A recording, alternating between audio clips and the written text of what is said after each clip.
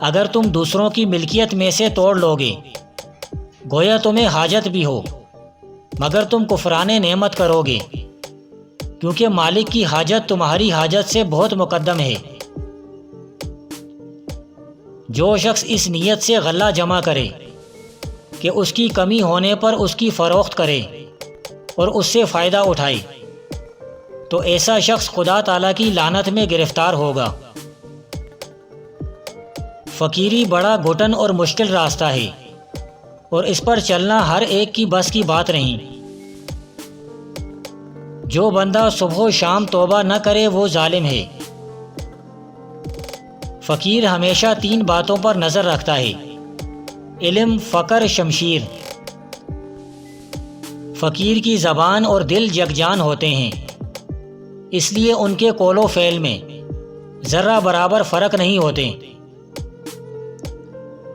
اللہ تعالیٰ کے احکامات اور شریعت محمدی صلی اللہ علیہ وسلم کی تبلیغ میں بخل سے کام نہ لو۔ جو شخص اللہ تعالیٰ سے دعا نہیں مانگتا، اللہ اس پر غضبناک ہوتا ہے۔ دعا مومن کا ہتھیار ہے، اس لیے دعا قبولیت کا یقین رکھ کر مانگنی چاہیے۔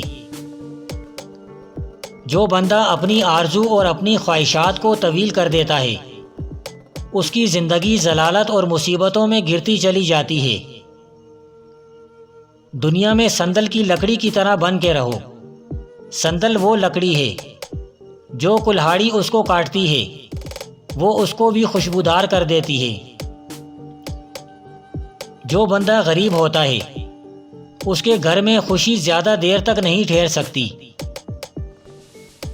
کسی بندے کی قیمت پتہ لگانی ہو تو یہ دیکھو کہ اس کے پاس کیا ہے۔